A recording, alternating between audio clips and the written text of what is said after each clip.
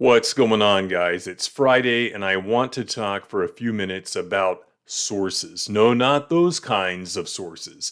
I just mean whom you go to for your Star Wars and specifically expanded universe information.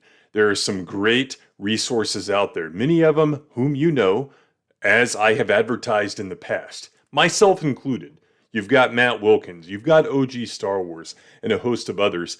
But these shill websites out there, these garbage tier websites, always want to pipe in with their ignorant and quite frankly unresearched information. Found one today on dorksideoftheforce.com. The article is by Connor Pass. I guess I'll pass on that, won't I? Let's take a look at this. What is Star Wars Legends and why is it still important? As a Star Wars fan, you might have heard the phrase Star Wars Legends being tossed around at some point. You might have even seen certain books or comics with this golden Legends banner, remember that part right there, across the top or bottom. Or maybe you've heard of the new Essential Legends book collection. But what exactly does the term Legends mean, and why is it still necessary? Star Wars Legends, formerly known as the Expanded Universe, or the EU, is every book, comic, and video game published before the Disney acquisition of Star Wars. That is incorrect. If you'll remember, the deal was finalized to sell Lucasfilm to Disney in December of 2012. They continued publishing EU books until the date he mentions in a minute here, 4/25/14. So, point number one is incorrect. On April 25th, 2014, Disney made all previous EU books, comics, television shows, and video games legends, and said that only everything published going forward would be part of the new canon, or as we call it, Disney continuity. However, this did not include the Clone Wars animated series, which was the only exclusion as that was George Lucas's project. Disputed. All the books and comics received a golden banner across the cover with the word Legends. Now remember this again, because I'm going to get there in a minute. No more new stories were published in this timeline, and only the new books set in the Disney canon were published. Stories and legends range from thousands of years before the Phantom Menace to hundreds of years after Return of the Jedi. Many characters that we know now, such as Grand Admiral Thrawn, Rook, and Asajj Ventress, originated from legends, and countless examples of inspiration, or as we call it, ripping off, are seen today from these stories. The first Legends book, he means retroactive obviously, book ever published was Splinter of the Mind's Eye back in 1978. Well, wait a minute here, because I'm not sure that Disney Lucasfilm considers the novelizations canon as pre-Disney Lucasfilm did. I'm pretty sure they don't.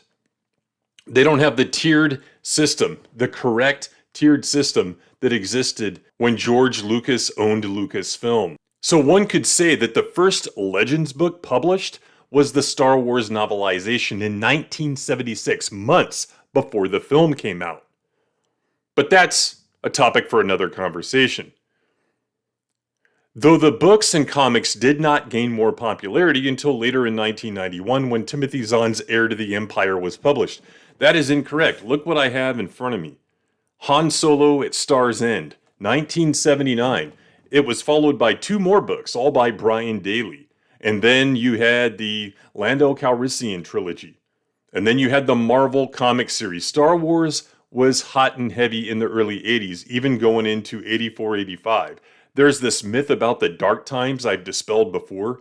It was every bit as popular in the mid-80s as it was when it first came out. Here you have the 1987 source book from the West End Games role-playing game. It was very popular, but he doesn't even mention these books right here that came out right around the time that Splinter of the Mind's Eye did, because he didn't do the research. And that's what these guys do. And then he talks about the eras that we used to have that Disney Lucasfilm is now ripping off. Although no new Legends books are published today, Del Rey has begun to reprint some Legends books under the new Essential Legends Collection banner. So wait a minute, let's back up here. Earlier on, dipshit, you mentioned the Legends banner. How were those appearing on books if Disney Lucasfilm wasn't printing, if Del Rey wasn't printing books before the Essential Legends collection started? They weren't being printed before the acquisition, before the declaration on 4/25/14. Are you even reading what you're writing before you publish it? This has brought a whole new generation of Star Wars fans to Legends. And it's nice to see the old stories getting more and more acknowledgement. Many Legends authors like Timothy Zahn and John Jackson Miller still write books for Disney Publishing. And they're complete shills now for the new books, sorry to say. The popularity has even kicked off Legends Con, which we have exposed numerous times. A delightful convention focusing only on extended universe material. It's expanded, jackass. And no, it didn't only focus on that. We exposed that it was chock full of Disney Star Wars at that event. And it was. Star Wars Legends is a fantastic timeline of its own. And though not every story is extraordinary, at least some of them are, and guess what? At least they counted, unlike Disney Star Wars. There are some great works that everyone should check out. In fact, I agree with them. You should check out the works from the Expanded Universe. Check out this video right here. The link should be on the screen. My Expanded Universe Reading Order playlist. Not complete yet, but 2 videos out there. In any event, people like this don't know what they're talking about when it comes to Star Wars, specifically when it comes to the Expanded Universe. Go to your sources that know what they're talking about.